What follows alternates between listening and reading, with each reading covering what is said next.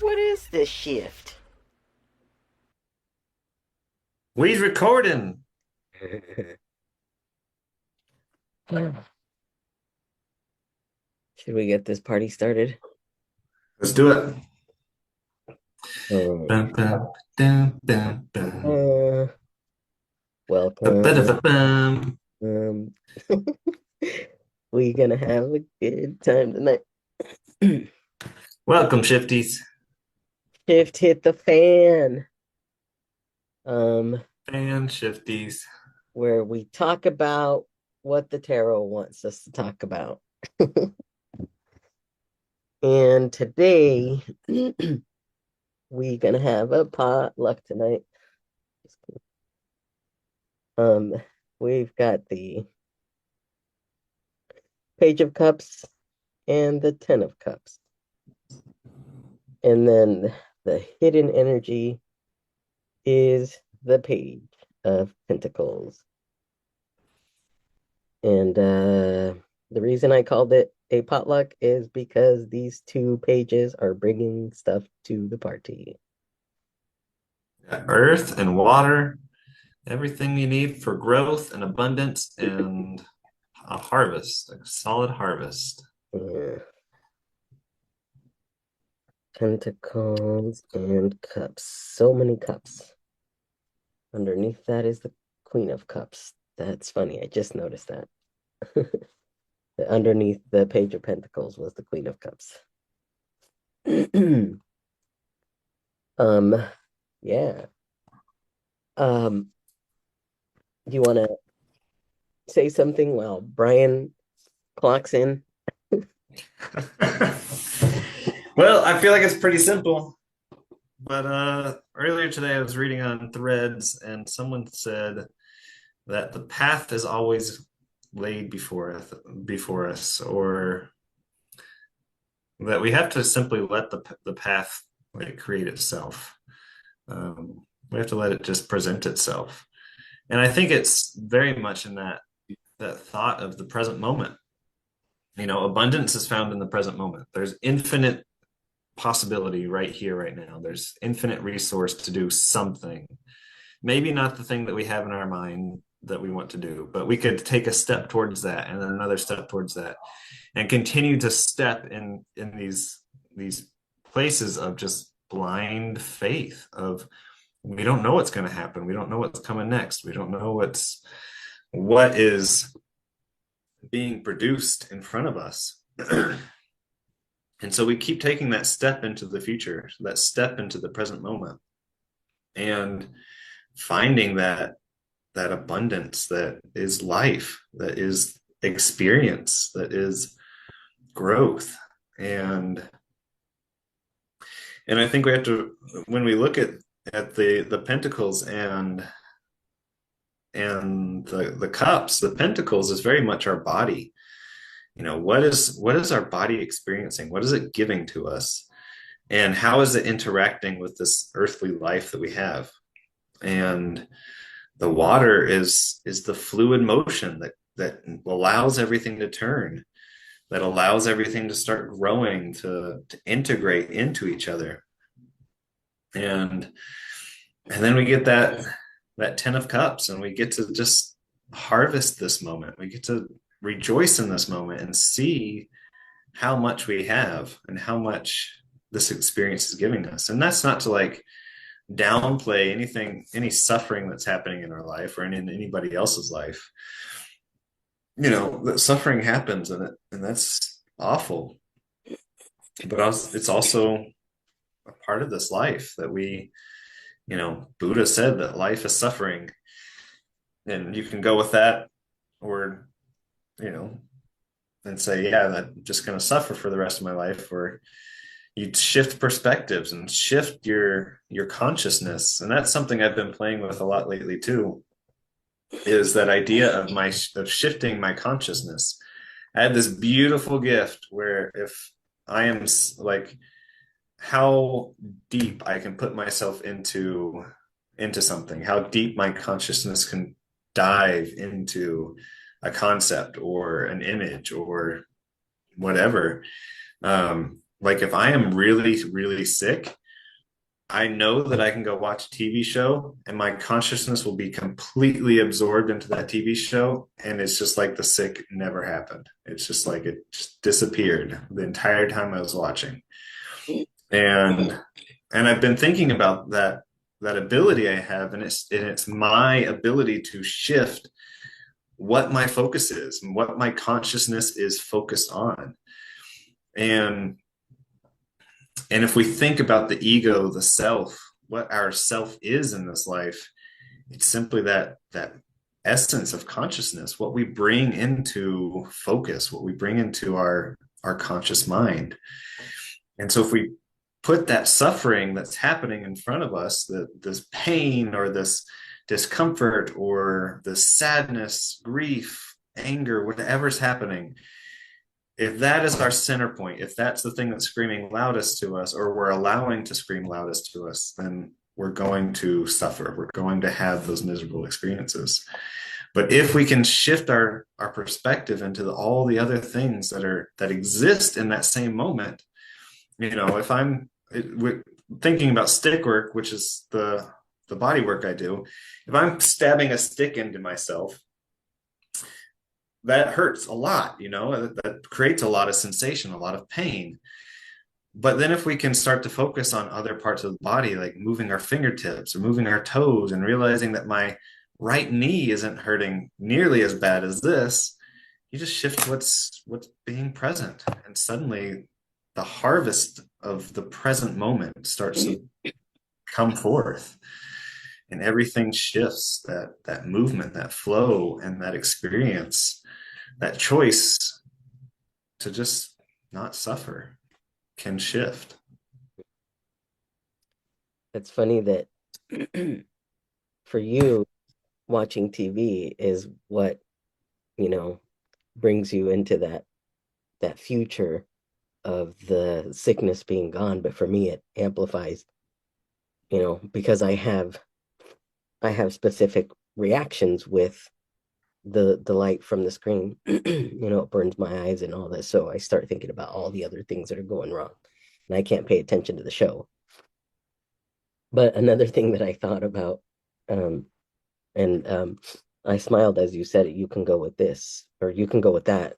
So I'm like, you can go with this, or you can go with that. I'm like, that's why I started bouncing around. You can go with this, or you can go with that. You can go with this that's in the hidden, or which one was the hidden? I already forgot. The hidden, Pentacles was it?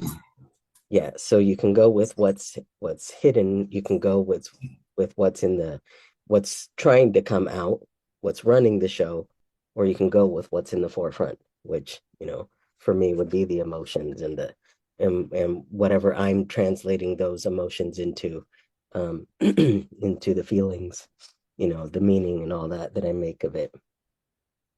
Um, and another thing that I thought about, well, was I remembered my story finally, um,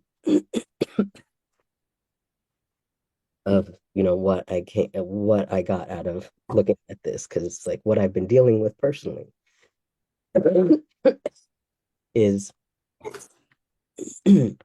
is the evolution of this, the cups. I've got the King of Cups that's trying to come to life from this situation. That's one of the three cards that came for me in what I'm trying to work through. This one comes out for me a lot too, because I woke up singing that song, Celebrate Good Times. And as I was shuffling the cards, that's what came out was a celebration. And it was a reminder too, with that, connected to that song, you can go with this or you can go with that. You can go with standing in the future fulfilled, like what you want to have happen. You want to bring in all of the the emotions, the experience of the celebration of having your thing, living it as if it's here and now. Because you don't need to have the the thing tangible for you to experience the things that you want to get out of it, which is the celebration of it. You don't have to have a reason to celebrate to celebrate. You don't have to have the money in your hand to experience, feel, experience the idea of wealth. We know, or having money. You have the memory of it. You can conjure it up. You can um, uh, remember what it feels like, and while you're in that while you're in that memory of it, your brain doesn't know that it's not happening right now. It experiences it um as the reality of it. And that's kind of the feeling I get of the Ten of Cups, is a celebration of something um that's the fulfillment of whatever it is. And it's like the page is telling me to call in this celebration, call in the experience of it, call in, you have your little messenger of the sea, like your fish in the cup. um you're going to tell it all of those secrets. Say, hey, go into my emotions, and call forth these things. It's a conversation that I've been having with Brian lately, of wanting that experience, no longer looking for the memories of the past unless they're asking to be healed. I don't need to remember who I was, how I got here, and all that. I want to remember experiences that actually serve me, um, from the future, because it's all happening right now. It's always right now. There is no future, there is no past until we bring it into the now. Um, so the future can be the now if we learn to call on it, and have it live in our body as a right now experience. The end. I really liked what you're saying with this thought of, I don't recall what you were saying exactly, but the way that I saw it was just this ability to imagine the the feeling um, of money, or the feeling of having something in our life. And I have had such a vivid imagination recently. Like, it's just been insane. Um, like, I'm thinking about my dream last night. I had a bit of a rough night's sleep, and finally started going to sleep, and I started dreaming of wasps. And my daughter was laying next to me, and I was like afraid that the wasp were going to get her, and like they were starting to wake up and all these things, and I could vividly see the wasps. Um, and it was crazy how real that felt in my body. And even not even that, but in a lot of my meditations lately has been just going off into very far off places from where I am, and feeling all of those things that are happening inside my own body. And we do this all the time. Maybe we're not great at visualization, or maybe we have different senses that we use, but our mind is constantly imagining some sensation that's happening to us. And and I think so rare. There's I think there's a select few of us who are not imagining and creating something outside of this reality. And I think that's kind of something to remember, is to just question our reality. Are we suffering?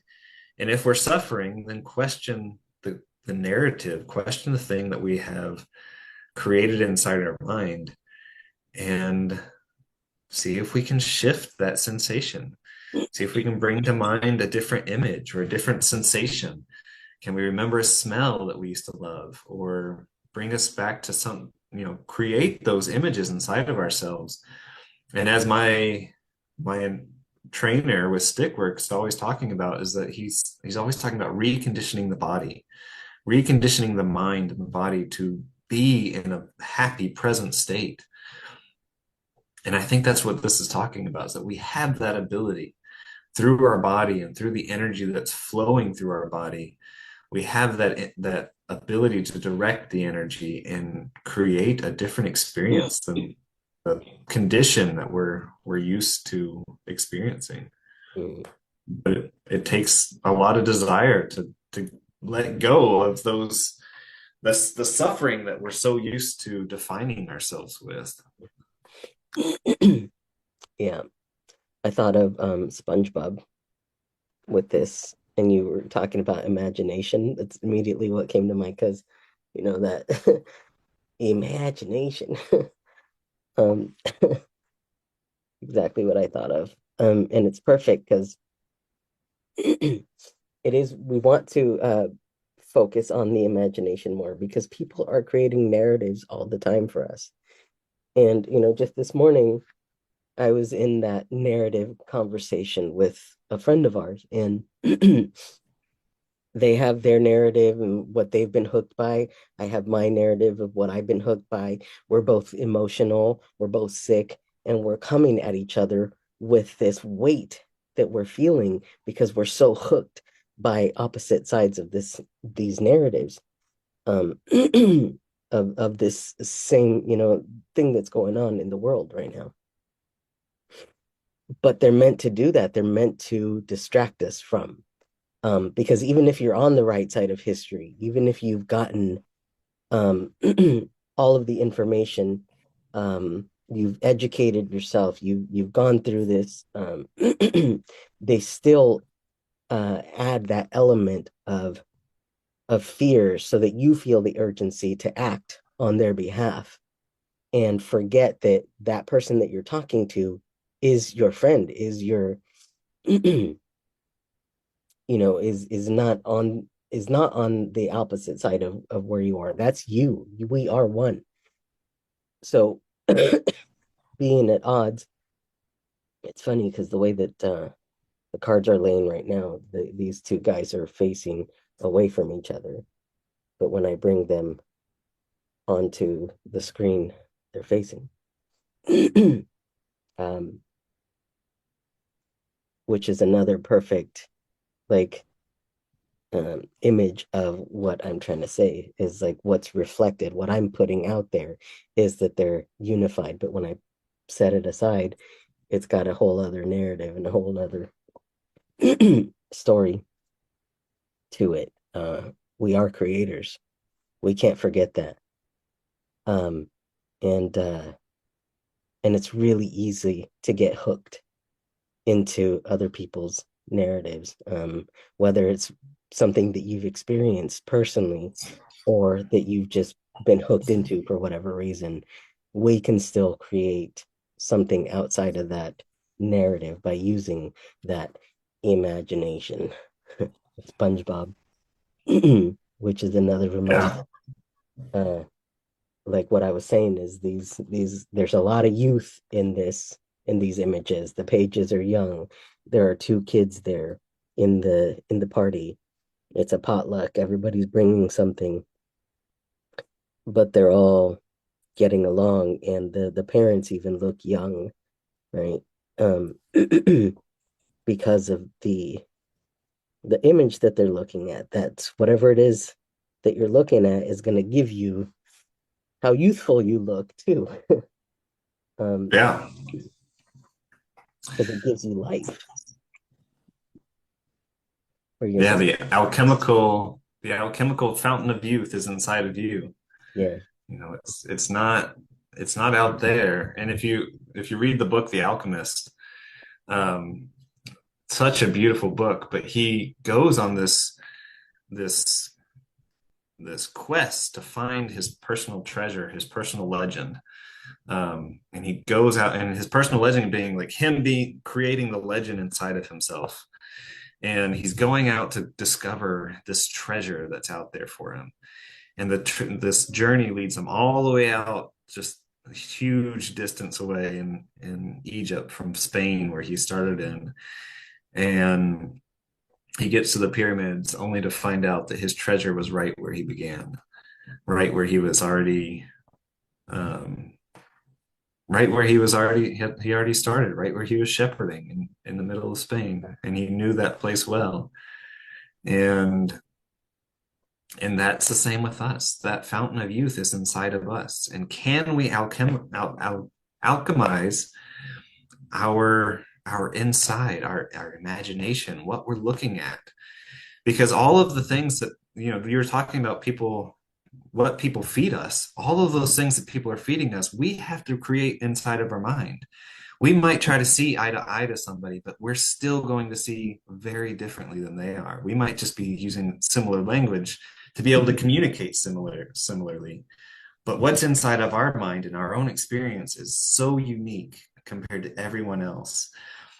And so we try to, people try to get our attention. They try to get us on their side, but really they're just trying to project themselves onto the world. And we're trying to suck all that in so often, or we're trying to project ourselves out there as well.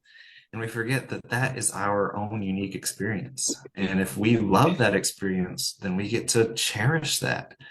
And if we don't love that, and if we're suffering from it, then create something different.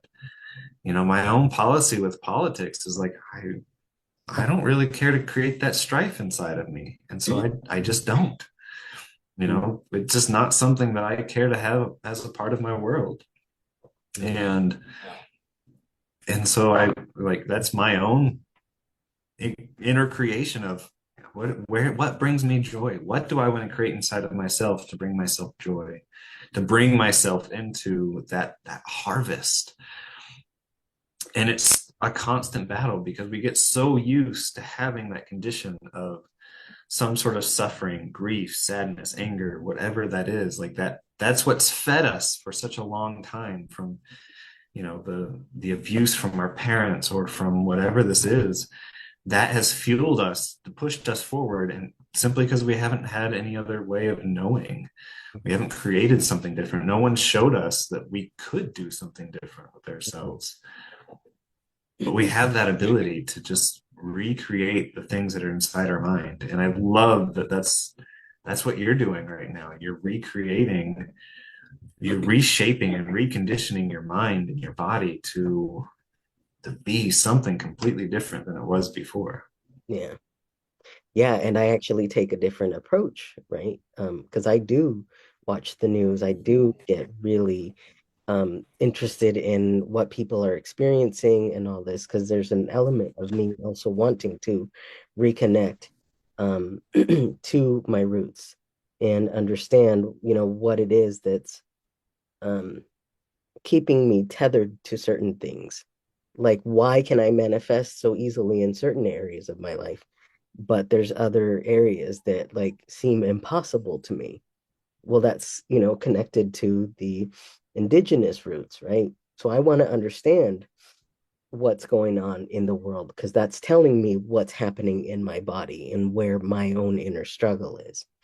So that's where my growth is coming from, is in learning and educating, and then learning what to do with it. How can I transmute this? How can I um help others heal from it as well? How can I help guide people out of the darkness that they're in, um, by learning to get myself out of that darkness. I used to have this one recurring vision a lot in a dream where I was at the bottom of this trench, like very, very deep trench, and there's well, I wasn't at the bottom, I was in the middle, hanging onto a rope, and I could easily climb up to where, my girlfriend is, like calling me to come up.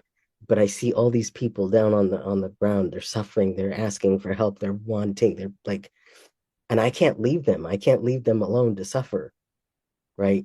And I feel like that's been the roots asking me to heal, because the more I do this work, I finally stopped having that vision. I got not only myself but everybody out of that trench. um and I walked around at the bottom, like finally free, like knowing that there's nothing in that trench that I can't pull out, that I can't uproot, that I'm not going to leave anything dead and suffering and all that, because I have the future in mind. I know that I can easily climb that rope and get to the top. I know now that I can pull all the people out. I'm no longer stuck in the middle. That's a years long vision that I've had. Because I finally learned how to access, you know, the depths. Like I at the beginning of this whole journey for me, this workers' comp situation, there's a strong feeling that I got when I needed to turn off the lights and just be in my room, and this became my bedroom. I had that feeling like my growth is going to be in the dark. This is where my strength is going to be. And so that's what I've been following, is like keeping myself in the dark, learning to transmute it, learning to heal it. And so that's why I keep myself listening to what's pulling at me. But always remembering too that I'm here to heal it. I'm here to, because that's what's gonna help me heal my body. And I've been able to heal a lot of things with that approach. But that's specific to me. And I would never judge somebody who's not taking that approach, because that's not their path. I can't understand why you're feeling called to do the approach that you're doing, and I'm feeling called to do this approach. There, neither approach is better. I'm not going to create a whole course around my approach, because it's not going to work for everybody. You've got to be like really spiritually bold and strong and know you can handle something like this. And I wouldn't ask anybody to go through those trenches the way that I do, because it's intense, and I'm just intense. I know I'm intense enough to and strong enough mentally to go through it. I was even just talking to my aunt last night and catching her up on my life and what I've been through, and she's like, "Jesus, it's a miracle that you're still alive." I'm like, "Yeah, if you knew the things that I have survived, you've just gotten a little glimpse of it." But these experiences are why I have such a strong faith in I'm gonna get through this as well. Because there's things that should be, supernatural, physically impossible, supposedly, according to other people's narratives and rules of nature, that I don't abide by. I don't buy into those narratives, and my faith is unshakable. Um, and these are just reminders uh, of being that playful, being that that grounded in the future fulfilled, um, no matter what's going on, because these pages are calling in. That's what, when I see the page, I see somebody's calling in this. They're gonna go get it, uh, and that's what there is to do. There's two pages, and calling in the earth and the water, calling in the physical and the emotional, um, to um, to have that future fulfilled. Good job, Brian. Thanks for clocking in. Well, and I think that's the beauty of it, is that we're all on a very unique journey, a very unique path. And that's why in like The Alchemist, they call it his personal legend. Mm-hmm. What is your personal legend? What legend will you create it for yourself in this life? Mm-hmm. And for me, it's very much called to the individual. Like, I am not called to the public space. And I need to work with a one-on-one person, because that's where I help people the best. And for me, it's also keeping myself clean of the politics, so that I can see the person, no matter what they believe in or how they feel. I can go in there and say, I see you. I see what you're holding on to, and Mm-hmm. I see what you're feeling. And and what's existing inside of you. hmm And each person's going to have that unique capability inside of them. What is calling to them? Are they called to fight for the Native Americans? Are they called to fight for whatever it is? What is their battle? What is their calling that their soul is calling for? I don't know if you want to call it a higher calling or whatever, but we each have that own journey that we're going to take. And it's just up to us to follow it and to whittle down the voices that keep telling us that we are a certain way, and for us to identify our own true self. What is actually inside of us, and what do we want to experience with it? How do we want to create this life and create the the experience itself? That's really what this life is just an experience, a conscious experience inside of this body, creating all sorts of craziness. hmm I thought the man, the myth, and the legend. When you, I've got a cup that says that. it's perfect. It's the man, the myth they follow, and their legend, their personal legend. Yeah. It's completely different than what it's probably trying to say. It's reframed it to fit this because it's perfect. Yeah. Yeah, Go find your legend. yeah, Go you be are. your legend. You are a legend. Yeah. Remember, we are not each other's enemies. The narrative is the enemy. Just kidding. Kind of depends on, There can be. yeah. If you allow yourself to get hooked into it, yeah, and forget that we are one. We're siblings in this, and the narratives are there to separate us and make us forget that we're one, that we have a lot more power. Yep. Don't be limited because you are a dang magical being. Yeah, Burst into sparks. better together.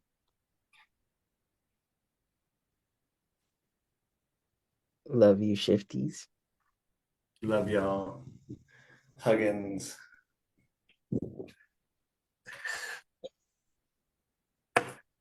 And And hot diggity dang. it was good. That was good.